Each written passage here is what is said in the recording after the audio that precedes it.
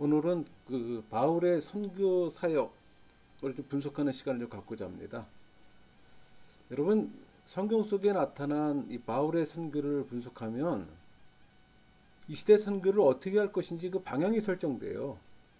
뭐 그런 차원에서 이 바울의 선교 전략을 뭐 다각도로 한번 접근하고자 합니다. 여러분, 그 사도행전을 보면 초기 공동체는 복음 선포의 대상이 이스라엘의 디아스포라에게 밀착돼 있어요. 그러나 뭐 성령의 역사로 교회는 또 대상을 확대합니다. 그러니까 바울은 복음을 전도하는 전도자가 되었잖아요. 그러니까 예루살렘 종교회의에서 이방인 사도로 또 특수한 사명이 확정됐어요. 그래서 바울의 선교 전략은 항상 먼저는 유대인에게 먼저 복음을 선포했어요. 여기서 먼저는 유대인이라는 이 표현은 선교가 언제나 유대인에게 먼저 하고 그 후에 이방인들에게 하라는 뜻이 아니에요. 이를 좀 더 확실히 이해하기 위해서는 우리 사도행전 13장 46절을 보면 좀 이해가 더 쉽습니다. 하나님의 말씀을 마땅히 먼저 저희에게 전할 것이로되 너희가 그것을 버리고 영생을 얻기에 합당하지 않은 자로 자처하기로 우리가 이방인에게로 향하노라.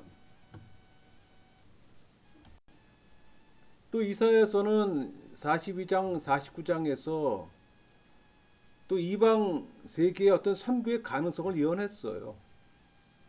그러니까 바울도 유대인에게 먼저 복음을 전했으나 이방인을 위한 이 선교를 그의 사명으로 생각했어요.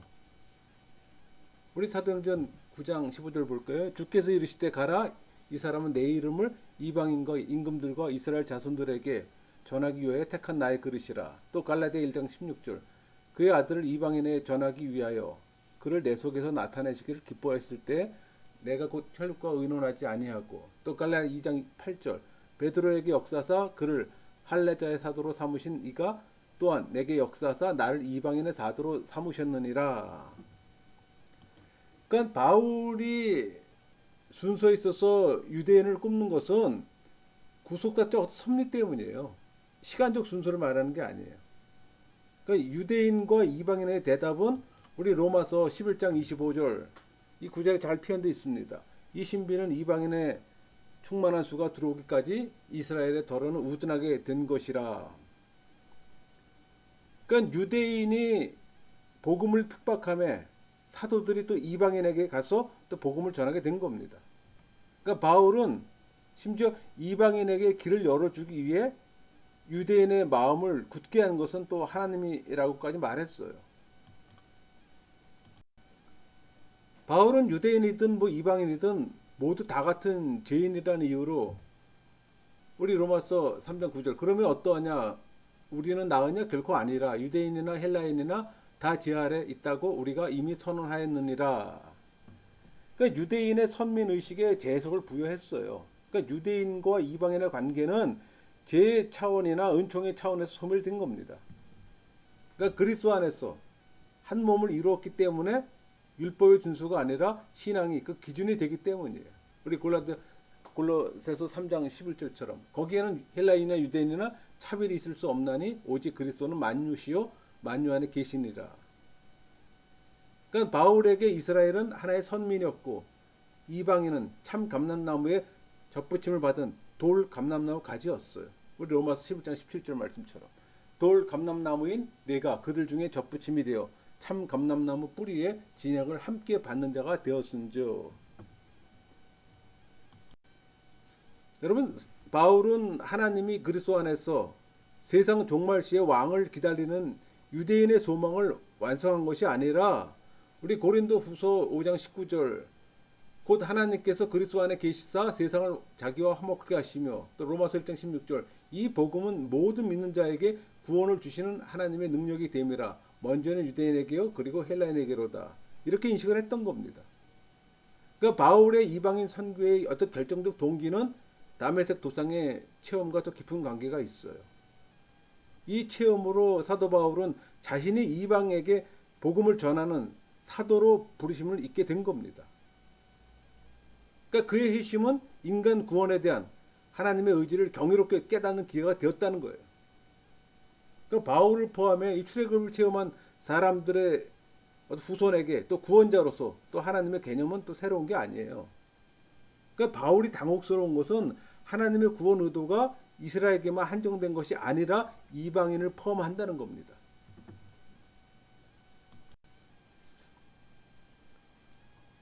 부활한 예수를 통해서 이방인이나 아니 유대인이나 이방인 모두 구원하실 구세주가 되심을 확증시켜준 사건이라고 할 수가 있는 거예요. 그러니까 다메섹 체험 후 그리스도의 빛은 계속해서 또 바울을 선교의 길로 또 인도합니다. 그러니까 바울은 예수님이 이사야에서 예언된 종의 역할을 행하셨다는 것과 이방인의 구원이라는 걸 이해했어요. 그러니까 바울이 이해한 바에 의하면 그리스도는 모든 민족 가운데 계시는 분, 그렇게 그런 개념을 이해했던 거예요. 그러니까 베드로는 이미 음식법이 더 이상 유대인과 이방인을 갈라놓지 못한다는 사실을 환상을 통해 경험했잖아요. 그게 사도행전 10장에 나온 얘기죠. 그러니까 바울은 그리스도의 비밀에 대한 또 지식을 갖게 되었고, 에베소 3장 4절 잘 표현되어 있어요. 그것을 읽으면 내가 그리스도의 비밀을 깨달은 것을 너희가 알 수 있느니라. 그러니까 이 비밀을 모든 사람에게 전달할 임무를 바울이 갖게 된 겁니다. 여러분, 바울의 소명은 뚜렷해졌어요. 그러니까 예수 그리스도를 이방인에게 전하기 위해 바울은 선택받았잖아요. 로마서 1장 14절. 헬라인이나 야만인이나 죄인자나 어리석은 자에게 다 내가 빚진 자라. 또 고린도서 5장 20절. 그러므로 우리가 그리스도를 대신하여 사신이 돼요. 그러니까 바울은 모두에게 복음을 전할 책임을 가지고 있는 부름받은 사신이라고 고백합니다. 그러니까 바울은 최초의 이방인 선교사가 아니었다 할지라도 그 시대 대표적인 이방인 선교사이면 틀림없습니다.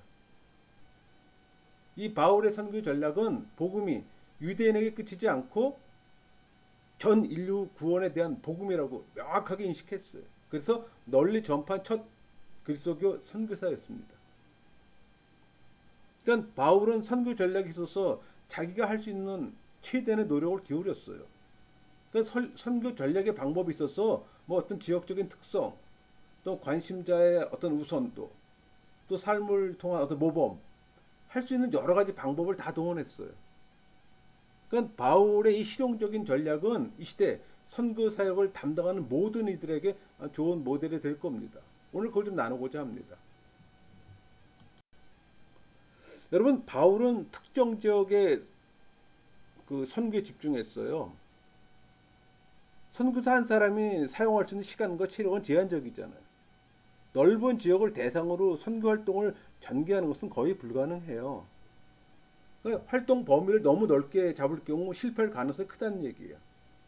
근데 바울이 부르심을 받은 본래 사명은 사도행전 2장 22장 21절 나더러 또 이르시되 떠나가라 내가 너를 멀리 이방인에게로 보내니라 하셨느니라. 멀리 이방인에게 복음을 전파하는 겁니다. 그럼 어디까지가 멀리일까요? 여러분, 세상은 넓어요. 바울이 모든 지역을 방문하는 건 불가능하잖아요. 그러니까 바울은 성령의 인도하심을 받아 인구가 많고 또 번화한 지역, 뭐 갈라디아 지역이라든가 소아시아 지역이라든가 유럽 대륙에 속한 마케도니아 또 아가야 그 지역을 집중적으로 선교 활동했어요. 그게 거의 다 지중해 주변이잖아요. 그 당시 로마가 지중해를 지배했잖아요. 로마의 패권 지역이었어요. 근데 바울의 목적은 교회를 설립하는 데 있습니다. 그는 복음의 씨앗을 무장쭉 뿌리기보다는 보다 제한된 지역을 선택해서 집중해서 뿌렸어요. 그러니까 동역자들과 더불어 이 뿌리 씨에 물을 주고 또 심은 땅을 가꾸며 또 열매를 거두는 일에 힘을 쏟았던 겁니다. 우리 고린도전서 3장 6절 나는 심었고 아볼로는 물을 주었을 때 오직 하나님께서 자라나게 하셨나니.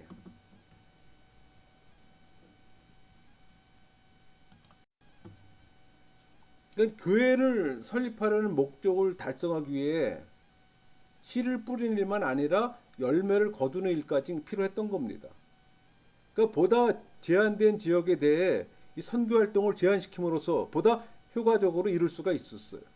그러니까 이런 맥락에서 우리가 흥미로운 점은 바울과 누가가 교회들을 관해 언급할 때는 도시를 기준으로 하는 것이 아니라 지역을 기준으로 했다는 점입니다. 예를 들어서 뭐 유대, 뭐 갈릴리, 사마리아 지방의 어떤 교회들 이런 식으로. 그러니까 우리 그 사도행전 9장 30절 잘 표현되어 있잖아요. 그리하여 온 유대와 갈릴리와 사마리아 교회가 평안하여. 그러니까 수리아, 뭐 갈라디아 지역 그 교회들과 같은 표현이에요. 그러니까 교회가 하나의 도시와의 관련해 언급되는 일은 거의 없었어요. 그럼 바울의 선교 활동은 대략 한 20년간으로 추정합니다. 1차, 2차, 3차, 4차, 5차 전도여행을 전제로 해서 우리 보통 4차는 저기 그 5차는 우리 그 사도행전에 나오지 않잖아요. 디도서, 디모데 전후서에 지금 언급돼 있습니다. 그걸 다 포함하면 20년 정도 돼요. 그 기간에 많은 지역에 교회들을 세운 데도 성공했어요.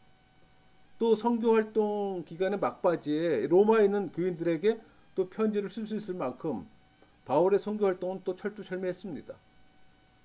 그러니까 로마서 5장 15장 19절 23절 내가 예루살렘으로부터 두루 행하여 일루리곤까지 그리스도의 복음을 편만하게 전하였노라. 이제는 이 지방에 일할 곳이 없고 또 여러 해 전부터 언제든지 서바나로 갈 때 너희에게 가기를 바라고 있었으니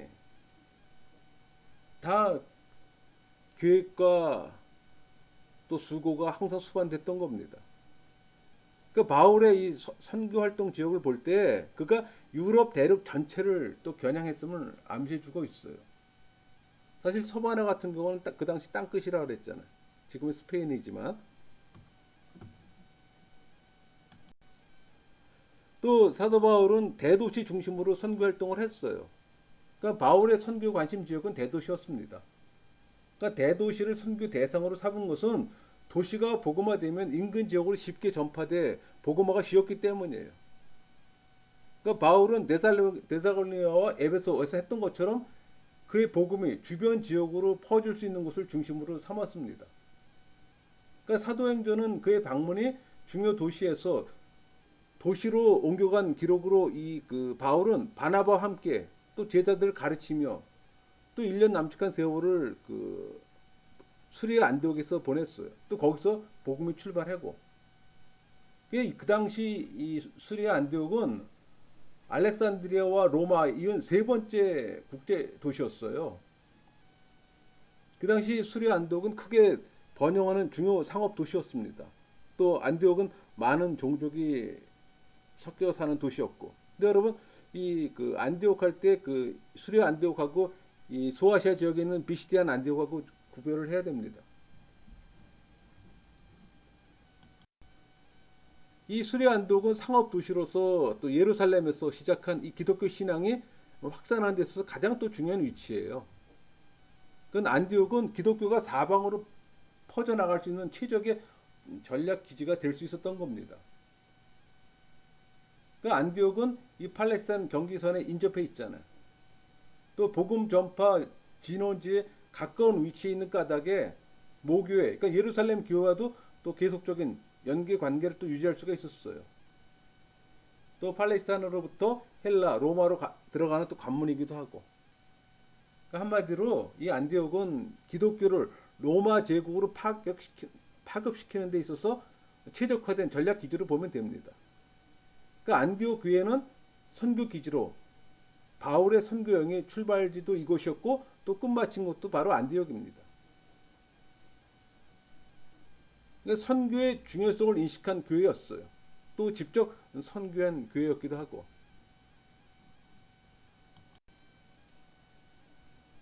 우리 사도 바울은 선교 여행에서 로마 제국에 의해 건설된 도시들을 잘 활용했습니다. 사실 로마 제국 모든 길이 로마로 통한다는 말이 있을 정도로 도로망이 잘 돼 있었잖아요. 또 그 길을 따라 로마 제국의 중요한 도시들이 또 위치해 있습니다. 도로 위에 도시가 있는 거잖아요.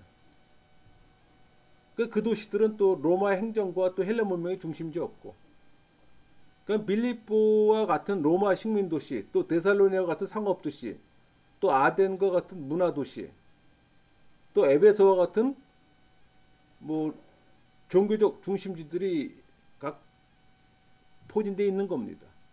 그러니까 그런 것들을 방문했던 거예요. 그러니까 도로 주변에 위치한 모든 도시들을 대상으로 복음을 전했던 것이 아니라 로마 제국의 어떤 신속한 복음화를 위해 필수적으로 생각되는 도시들을 선별해서 복음을 전했던 거예요. 참 지혜롭죠. 그가 빌립보에서 데살로니가로 여행하는 동안 도로변에는 여러분 그 성경에 암비볼리아, 아볼로니아 그런 도시가 나오지만 그냥 통과했어요. 거기서는 복음을 전하지 않았어요. 또 도시마다 체류 기간도 일정하지가 않아요. 어떤 도시에서는 뭐 2, 3년간 체류하는 경우도 있잖아요. 이 에베소는 바울이 활동했던 모든 도시들 가운데 가장 중요한 곳입니다. 소아시아에 있는 거죠. 이 소아시아 지역의 수도일 뿐 아니라 이 아카데미 신전이 있고 또 로마 제국의 종교적 중심지였어요. 매년 수십만 명의 또 순례자들이 방문했고 또 상인들은 막대한 관광 수입을 또 올렸습니다. 그 에베소 중요성은 일개 도시 체류 기간 중 가장 긴 기간 3년이나 머물렀다는 사실로 봐서 알 수가 있는 거예요. 그게 우리 사도행전 20장 32절에 잘 표현되어 있잖아요. 그러므로 여러분이 읽기어 내가 3년이나 밤낮 쉬지 않고 눈물로 각 사람을 훈계하던 것을 기억하라. 에베소를 떠날 때에는 디모데로 하여금 그곳의 잔류에 또 주님의 일을 계속하도록 명령했어요. 그게 디모데서 1장 3절이잖아요. 내가 마게도냐로 갈 때 너를 권하여 에베소에 머물라 한 것은 어떤 사람을 명하여. 그러니까 브리스길라, 아굴라, 뭐 아볼로 모두 에베소에서 활동했어요. 또 그 후에 사도 요한도 그곳에 거주한 사실들을 볼 때 바울의 선교 전략 기조로 중요했던 도시였음을 우리는 쉽게 알 수가 있습니다. 그러니까 사도행전을 통해 누가는 4개 바울이 행한 주요 설교를 기록하고 있는데 그 중에 하나가 이 바로 에베소 교회 장로들에게 행한 고별 설교였잖아요. 20장에 나와 있는 거. 이는 또 그 선교 방법에 대한 이해를 위해 또 귀중한 자료가 되기도 합니다. 그러니까 바울은 에베소 체류 중 최초의 석 달 동안은 회당에서 설교만 했어요. 그게 우리 그 사도행 19장 8절에 언급되어 있습니다.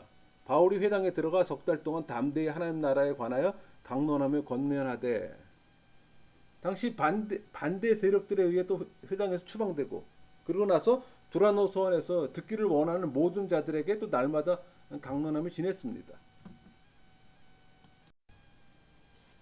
또 에베소에서 바울의 선교가 어느 정도 효과적인지 또 알 수도 있어요. 그게 우리 사도행전 19장 10절이잖아요. 2해 동안 이같이 하니 아시아에 사는 자는 유대인이나 헬라인이나 다 주의 말씀을 듣더라. 이는 사도행전을 통해 가장 놀라운 진술 중에 하나로서 바울이 전략 기지를 중심으로 발휘했던 어떤 엄청난 영향력을 명백하게 보여주는 겁니다. 또 우리는 요한 계시록에 나오는 아시아의 7교회들이 다 이 근처에 있잖아요.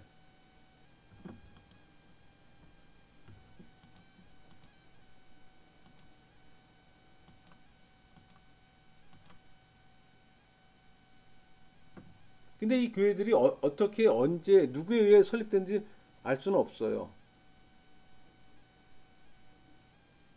이 에베소 주변은 많은 상인들, 뭐 관리, 군인들이 빈번히 왕래했던 곳입니다.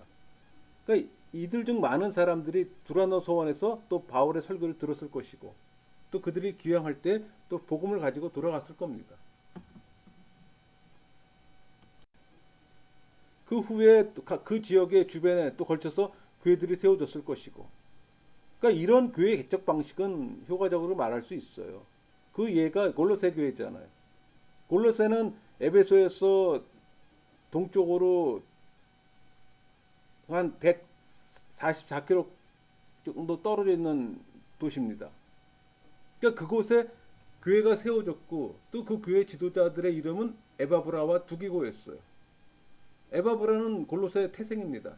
또 그 교회를 설립한 인물이기도 하고 또 바울의 동역자이기도 해요. 우리 골로새 1장 7절 이와 같이 우리와 함께 종된 사랑하는 에바브라에게 너희가 배웠나니 그는 너희를 위한 그리스도의 신실한 일꾼이요. 여러분 바울은 골로새에 간 적이 없어요. 에바브라가 에베소에서 복음을 듣고 귀향에 복음을 전파하고 고향에 교회를 세운 겁니다. 이 바울의 선교 전략이 있어서 이 대도시 집중은 도시의 특성을 살려서 또 복음을 전파함으로 또 그가 가지 않는 지역도 복음이 전파되고 또 교회가 설립되었던 거예요. 또 사도 바울은 유대인 회당을 이용하면서 또 선교 활동했어요. 그러니까 바울이 복음을 전하는데 먼저는 유대인에게로 관심을 가졌던 겁니다. 그는 새 도시에 도착하면 회당을 먼저 찾았어요. 그러니까 로마의 식민 도시인 빌립보에서는 회당을 발견할 수 없어서 강가에서 복음을 전했잖아요. 우리 사도행전 16장 13절 안식일에 우리가 기도할 곳이 있을까 하여 문밖 강가에 나와 거기 앉아서 모인 여자들에게 말하는데 교회가 없었기 때문에 이 회당이 없었기 때문에 강가에서 복음을 전했던 겁니다. 거기서 이제 루디아 교회가 만들어지는 거고 그 외의 지역에서는 주로 회당에서 복음을 전했어요. 그러니까 제가 여러 번 얘기를 했지만 사도 바울은 맨 땅에 헤딩하지 않았어요. 항상 회당 중심으로 말씀을 선포하고 선교 사역을 했던 겁니다. 그러니까 바울이 이 복음을 전파하기 위해 도시에 있는 회당은 자연스럽게 또 그 선교 전략으로 사용됐던 거예요. 그러니까 유대인들은 세계 어느 곳에 가더라도 그들의 신앙을 유지하는 습관이 있잖아요. 예배를 말하는 겁니다. 그러니까 예수님 당시 시대에는 이스라엘 국내에 거주하는 유대인보다 이 디아스포라인 그 유대인 수가 더 많았어요. 왜냐하면은 유대인들은 포로 시기부터 신약 시대에 이르기까지 전쟁 등으로 인해서 여러 지역으로 분산됐잖아요. 그러니까 유대인이 거주하는 곳이라면 회당이 세워졌고 또 안식일마다 예배를 했습니다. 또 여러 도시에 산재해 있던 유대인 그리스도인과 또 이방인 개종자들이 함께 또 회당에서 예배했고 그 당시 회당에서 그 방문하는 랍비에게 권면의 말씀을 하도록 또 초청하는 습관이 있었어요. 그게 우리 사도행전 13장 15절입니다. 율법과 선지자의 글을 읽은 후에 회당장들이 사람을 보내어 물어 이르되 형제들아 만일 백성을 권할 말이 있거든 말하라 하니 바울은 어디를 가든지 미리 준비된 상황에서 경건하며 성경 지식이 있는 청중들에게 증거할 수 있는 기회를 얻었다는 걸 의미해요. 바울은 항상 그 기회를 최대한 활용했어요. 바울은 그 1차 여행 중에서는 뭐 살라미 회당, 비시디아 안디옥 회당, 이고니온 회당에 설교했잖아요. 2차, 3차에서는 데살로니가 회당, 뭐 베레아 회당, 아덴 회당, 고린도 회당, 에베소 회당에서 설교했습니다. 그러니까는 사도 바울은 그 많은 선교여행, 그 많은 시간 동안 회당 중심으로 설교를 했던 걸 여러분들이 꼭 기억해야 합니다. 그러니까 복음을 받아들일 준비가 있는 그런 장소에서 먼저 했던 거예요. 바울이 회당에서 추방당했을 경우 또 그는 다른 곳으로 이동했어요. 또 다른 도시에 도착하는 즉시 또 회당을 찾았고 그러니까 바울을 대적하는 세력들이 대부분 회당에서 일어났음에도 불구하고 회당은 로마 세계에 복음을 선포하는 데 있어서 또 최선의 기회를 제공했던 겁니다. 그 1세기에 기독교 신앙을 전파함에 있어서 회당에 전략적으로 중요했던 거예요. 바울은 그런 기회를 잘 활용했던 거고. 또 사도 바울은 반응하는 자들을 대상으로 먼저 선교했어요. 그러니까 모든 사람들이 복음에 대해 반응을 보인 것은 아니잖아요. 예수님도 씨 뿌리는 비유에서 이런 사실을 잘 지적합니다. 그 비유를 보면은 네 종류의 밭이 있잖아요. 뭐 길밭, 돌밭, 가시떨기, 좋은 땅 이렇게 네 종류의 밭이 있는 반면에 또 네 종류의 수확이 있어요. 이 수확이라는 말은 새들이 먹이로 먹어버리고 흙이 깊지 않아 싹이 나오나 뿌리가 없으면 말라버리고 또 가시가 자라 기운을 막아버리고 또 100배, 60배, 30배 결실을 맺는 그런 수확이 있잖아요. 그러니까 각각의 경우에는 수확은 씨 뿌리는 자나 씨앗에 좌우되는 것이 아니잖아요. 왜냐하면 이 두 가지 요소는 모든 경우에 동일합니다. 다만 문제는 밭에 있어요. 좋은 밭은 많은 결실을 냈으나 나쁜 토양은 그 결실을 전혀 얻지 못했어요. 또 좋은 밭이라 할지라도 모두 같은 양의 결실을 낸 건 아니잖아요. 100배, 60배, 30배 등의 차이가 있던 겁니다. 그래서 피터 바그너는 우리 마태복음 13장 이 씨 뿌리는 비유를 밭의 비유라고 제목을 붙이는 게 더 타당하다고 주장도 했습니다. 뭐 일리 있습니다. 그 씨 뿌리는 자가 깨달아야 할 교훈은 가장 좋은 씨라도 좋은 땅에 뿌려야만 열매를 맺는다는 사실이에요. 그러니까 길가에 뿌려진 씨, 돌밭에 뿌려진 씨, 가시떨 위에 떨어진 씨는 아무리 기대해도 열매를 맺지 못하잖아요.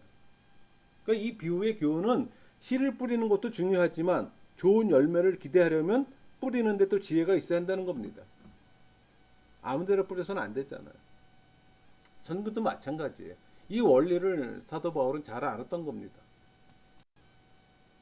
도널드 맥가브란의 이 교회 성장 이해라는 책에서 이 탐색의 신학과 수서의 신학을 논술하면서 어디든 가서 복음을 선포하라는 이 탐색의 신학보다는 우리 마태복음 10장 14절 누구든지 너희를 영접하지 아니하고 너희 말을 듣지도 아니하고도 그 집이나 성에서 나가 너희 발의 먼지를 떨어버려라. 이 말씀을 통해 복음을 거부하는 자들과 시간을 지체하지 말고 복음을 환영하는 자들에게로 가라는 얘기예요. 그러니까 제자들에게 추수 원리를 주장하는 겁니다. 또 그것은 예수 그리스도 당시 가장 바람직한 선교 전략이었고, 그러니까 이런 원리를 깨달았던 바울은 열매에 관심을 가졌던 거예요. 자신이 직분을 맡은 사실과 또 장차 그 사명을 수행할 결과에 대해 자신이 책임져야 한다는 사실을 분명히 깨닫고 있었던 겁니다. 그러니까 그리스도의 일꾼은 충성해야 하고 또 열매를 맺어야 한다는 이 굳은 결심으로 사명을 감당했어요. 그게 요한복음 15장 2절이잖아. 물은 내게 붙어 있어 열매를 맺지 아니하는 가지는 아버지께서 그것을 제거해 버리시고 물은 열매를 맺는 가지는 더 열매를 맺게 하려 하여 그것을 깨끗하게 하시느니라.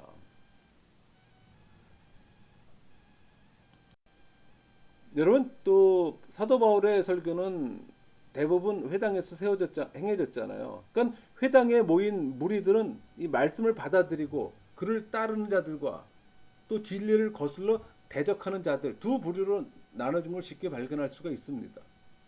그러니까 받아들이는 자는 대체로 유대인 개종자들과 하나님을 경외하는 이방인들이었어요. 그 반면에 대적하는 자들은 주로 유대인들이었어요. 근데 그들은 바울이 설교할 때 이스라엘 역사에 대해서 말한 동안은 주의 깊게 경청합니다. 그런데 이 십자가의 예수님이 메시아라는 사실을 증거하면 그때부터 이제 반박하고 폭동을 일으키고 죽이려고 달려드는 무리들이에요. 또 그런 폭동 가운데 또 구사일생으로 살아난 것이 한두 번이 아닙니다. 또 한 번은 실제로 돌에 맞아 죽은 자로 간주돼 성 밖에 끌어 내침을 당한 적도 있잖아요. 그게 우리 사도행전 14장 19절이에요. 유대인들이 안디옥과 이고니온에서 와서 무리를 충동하니 그들이 돌로 바울을 쳐서 죽은 줄로 알고 지혜로 끌어내치니라. 그 사건 이후 바울은 이 반응하는 자 우선으로 선교 전략을 핍니다. 그러니까 반대하는 무리들에게 단호한 행동을 취하는데 비시디아 안디옥에서 처음으로 그런 행동을 보였어요. 또 그곳에서 바울과 바나바는 담대하게 선언합니다. 우리 사도행전 13장 46절 바울과 바나바가 담대 말하여 이르되 하나님의 말씀을 마땅히 먼저 너희에게 전할 것이로되 너희가 그것을 버리고 영생을 얻기 합당하지 않은 자로 자처하기로 우리가 이방인에게로 향하노라. 고린도에서 유대인들이 그를 비방하고 욕설을 퍼붓을 때 옷을 털면서 거칠어내도록 우리 사도행전 18장 6절 너희 피가 너희 머리로 돌아갈 것이요 나는 깨끗하니라 이후에는 이방인에게로 가리라 이렇게 말합니다. 그러니까 바울이 이같이 행동하는 것은 분명히 괴로운 결단이에요. 그는 자기 백성을 뜨겁게 사랑했잖아요. 로마서 9장 2절 3절 나에게 큰 근심이 있는 것과 마음에 그치지 않는 고통이 있는 것을 내 양심이 성령 안에서 나와 더불어 증언하노니 나의 형제 곧 골육의 친척을 위하여 내 자신의 저주를 받아 그리스도에게서 끊어질지라도 원하는 바로라. 그에게 복음 전파와 또 하나님 나라의 확장은 그 어떤 것보다 중요한 일입니다. 동족에 대한 사랑마저도 이를 방해할 수는 없어요. 그러니까 모든 사람들이 복음을 들을 권리가 있다고 믿고 또 복음을 전했습니다. 또 그러나 완강하게 말씀을 거부할 경우 또 그들이 계속해서 복음을 전한다는 걸 무의미했던 겁니다. 차라리 복음을 받아들이는 다른 무리에게 옮겨가는 것이 훨씬 현명한 일이었던 거예요. 그러니까 이런 방법에 의해서만 모든 족속을 제자로 삼으라는 명령을 성취할 수가 있는 겁니다. 여러분 어느 한 곳에서 오랜 동안 생각하는데 아무 결실 없으면 이동해야 되는 겁니다. 그게 사도 바울이 우리에게 주는 메시지예요. 선교사들이 좀 깊이 받아들일 부분이기도 합니다. 사도 바울에 있어서 사실 복음 전파를 거부할 가능성은 항상 있잖아요. 항상 사도 바울을 받아들이는 건 아니잖아요. 바울은 그의 설교에 대해 거부 반응을 나타내는 사람들 대상으로 몇 년이고 설교하지 않았어요. 그는 결단을 내려야 할 시점까지 사람들을 인도한 후에 그들 자신의 결단을 요구했습니다. 그들이 이런 요구에 응하지 않을 경우 사도 바울은 과감히 그들로부터 떠났어요. 복음을 전하는 것은 단순한 지적 교육으로 끝내는 게 아니잖아요. 도덕적 과정이면 도덕적 응답을 포함하는 겁니다.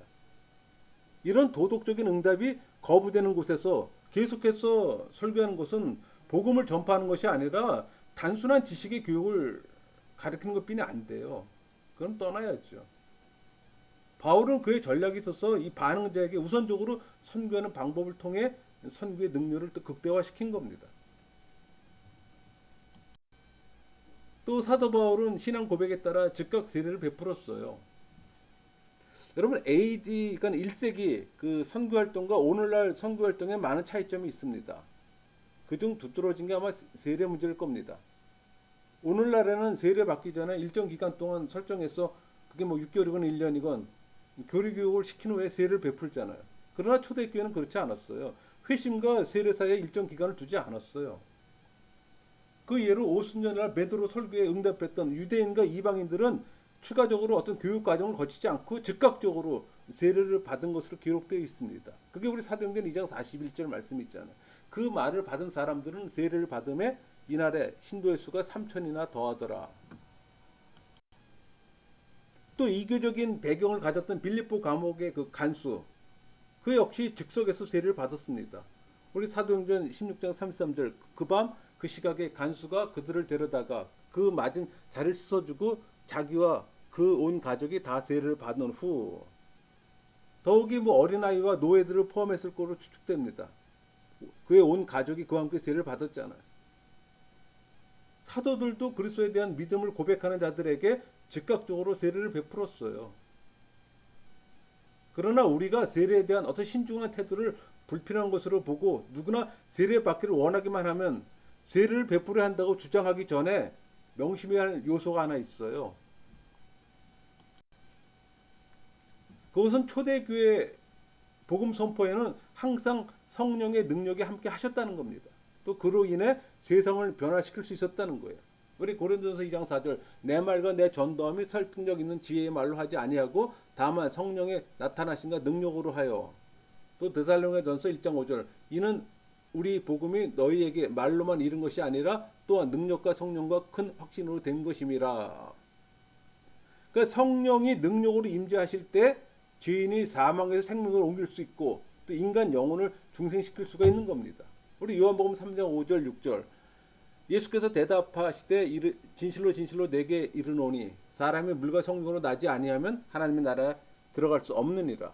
육으로 난 것은 육이요 영으로 난 것은 영이니. 그래서 사도 바울의 선교는 항상 성령의 능력 안에서 수행되었잖아요. 또 그가 회심시킨 사람들은 진정으로 거듭날 수 있었고 세례를 베푼 것은 당연합니다. 우리 갈라디아 1장 8절 그러나 우리나 혹은 하늘로부터 온 천사라도 우리가 너희에게 전한 복음 외에 다른 복음을 전하면 저주를 받을지어다. 사도 바울은 복음의 내용에 관해서는 강경한 태도를 취했어요. 그러나 그 밖의 일에 대해서는 유대인에게는 유대인처럼 이방인에게는 이방인처럼 융통성 있게 행동했습니다. 이렇게 한 것은 어떻게 해서든지 사람들을 그리스도에게로 인도한 일을 수행하기 위함이에요. 그게 우리 고린도전서 9장 19절에서 23절까지 잘 설명되어 있습니다. 그 바울은 복음 전파의 사명을 성취하기 위해 모든 사람에게 모든 모양으로 되기를 기뻐했어요. 그 바울은 히브리인 중에 히브리인이요 율법으로 바리새인이라는 자기의 어떤 종교적 계보를 그 우리 빌립보 3장 7절 그러나 무엇이든지 내게 유익하던 것을 내가 그리스도를 위하여 다 해로 여길 뿐더러. 그러니까 자기의 과거의 그 좋은 것들이 전부 다 해로 여겼던 거예요. 오히려 사도 바울은 모든 사람에게 종이 되었던 겁니다. 복음을 전하기 위해서는 그게 맞다고 생각했던 거예요. 그러니까 바울은 1차 선교 여행을 떠나기 전에는 사울이라는 이름을 그대로 사용했어요. 근데 선교 여행을 떠난 것과 동시에 바울이라는 로마식 이름으로 개명을 합니다. 근데 그가 선교할 세계가 로마 세계다. 로마가 지중해를 제패하고 있던 시대잖아요.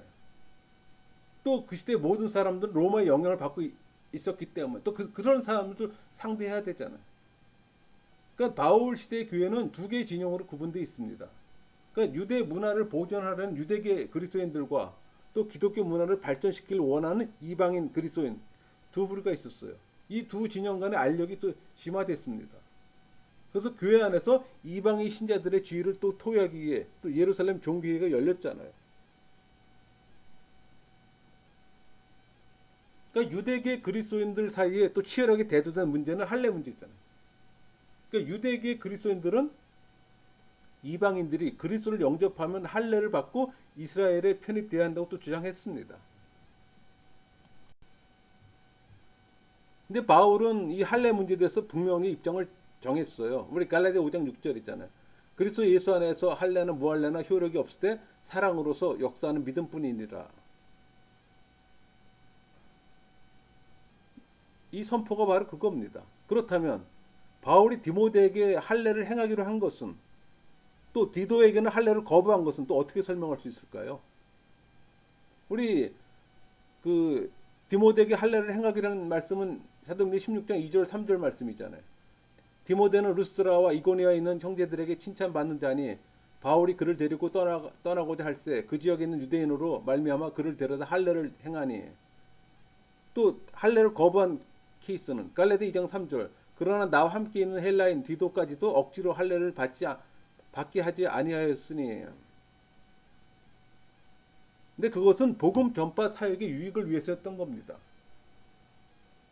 그러니까 바울은 모든 사람들이 할례에 관한 자신의 견해에 동조하지 않는 사실을 잘 알고 있었어요.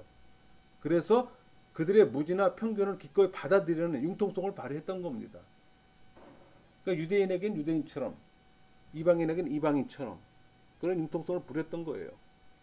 근데 그런 융통성이라는 게 다른 차원이 아닌 복음을 전하기 위한 그 한 가지 목적으로. 여러분 또 그 이방 교회에 있어서 심각하게 대두됐던 게 우상 숭배잖아요. 특히 우상에게 바쳐진 음식 문제였습니다. 그게 우리 고린도전서 8장에 잘 나오는 우상 제물 문제잖아요. 그러니까 바울은 우상이 실제하지 않는다는 지식을 갖고 있었어요. 그래서 그 문제는 별로 바울에겐 중요하지 않았어요. 그러나 모든 신자들이 그런 지식을 소유하지 않고 있음을 알잖아요. 바울은. 그는 지식이 있는 강한 신자에게 동정과 이해를 보이도록 충고를 했던 겁니다. 그러니까 바울은 약한 형제들을 위해서 기꺼이 모든 것을 희생할 준비가 돼 있었던 거예요. 우리 고린도전서 8장 13절 그러므로 만일 음식이 내 형제를 실족하게 한다면 나는 영원히 고기를 먹지 아니하며 내 형제를 실족하지 않게 하리라. 이렇게 말했던 겁니다. 그러니까 바울은 그의 선교 상황의 여러 가지 이 복잡한 문제들 가운데 뱀처럼 지혜롭게 융통성 있는 선교를 행했던 겁니다. 참 지혜롭죠. 또 바울은 삶을 통한 인격적 모범을 보였어요. 여러분 기독교 모든 사역에 있어서 사역자의 인격이 메시지의 내용만큼 중요합니다. 근데 기독교 사역에는 두 가지 차원이 있어요. 신적 차원과 인간적인 차원입니다. 이 사실을 바울은 누구보다 잘 알고 있었어요. 그러니까 데살로니가에서 그의 성공에 관해 설명하면서 이 두 가지 차원에 관해 언급합니다. 신적인 차원이란 성령의 능력을 말하는 거예요. 인간적인 차원이란 뭐 디모데나 실라를 포함한 이 사도들의 인격에 관계되는 겁니다. 그러니까 바울은 선언했어요. 데살로니가전서 1장 5절 이는 우리 복음이 너희에게 말로만 이룬 것이 아니라 또한 능력과 성령과 큰 확신으로 된 것임이라. 우리가 너희 가운데서 너희를 위하여 어떤 사람이 된 것은 너희가 아는 바와 같으니라. 말로만 전해진 복음은 살아있는 복음이라고 말할 수가 없어요. 실제로 활동하는 복음이 살아있는 복음입니다. 삶으로 증언되는 복음에 믿음이 가잖아요. 그래서 사도 바울은 우리 데살로니가 전서 2장 1절에서 23절에 걸쳐서 복음의 내용으로 데살로니가 교회가 자기가 그러니까 그 교회에서 자기가 살았던 삶 외에 어떤 다른 내용도 언급하지 않아요. 우리 데살로니가전서 2장 10절 볼까요? 우리가 너희 믿는 자를 향하여 어떻게 거룩하고 옳고 흠없이 행하였는지 대하여 너희가 증인이요 하나님도 그러하시도다. 그는 데살로니가 교회 교인들에게 우리 1장 6절 또 너희는 많은 환난 가운데서 성령의 기쁨으로 말씀을 받아 우리와 주를 본받는 자가 되었으니 이 사실을 상기시켜주고 있습니다. 그리스도는 모범이고 바울은 그를 본받는 자예요. 그러니까 그리스도를 본받는 자로서 바울은 공동체의 모범입니다. 여기서 그 순서가 중요한 거예요. 즉 그들은 바울에게 먼저 돌아오고 나서 그리스도에게로 돌아온 겁니다. 또 그들은 바울이 그리스도의 사랑을 몸소 모범으로 보여줬기에 또 바울에게 이끌려 왔고 또 바울을 통해 주님을 알게 된 겁니다. 그러니까 바울은 그의 삶에서 우리 마태복음 5장 16절 이같이 너희 빛이 사람 앞에 비치게 하여 그들로 너희 착한 행실을 보고 하늘에 계신 너희 아버지께 영광을 돌리게 하라. 이 말씀과 같이 또 훌륭한 인격적 본을 보였던 겁니다. 또 고린도전서 11장 1절 내가 그리스도를 본받는 자가 된 것 같이 너희는 나를 본받는 자가 되라. 자신 있게 또 말을 했던 겁니다. 정리할게요. 사도 바울은 특정 지역 선교에 집중했고 또 대도시 중심으로 선교 활동했습니다. 또 바울이 이 지중해 중심의 선교 행적을 보면 유대인 회당을 이용하면서 선교 활동했어요. 전략적으로 했다는 얘기입니다. 또 반응한 자들을 대상으로 우선순위를 두고 복음을 전했고 또 바울은 신앙 고백에 따라 또 즉각 세례를 베풀었어요. 또 그러면서 융통성계 선교를 했고 또 삶을 통한 인격적 모범을 또 보였습니다. 그러니까 언행일치가 되는 거죠. 우리가 이 바울의 행적과 서신을 보면은 사도 바울의 그 선교 전략이 잘 드러나요. 또 그걸 우리가 또 배우고 또 이 시대에 선교하는 모든 이들이 또 참고할 부분이기도 합니다. 말씀을 마치겠습니다.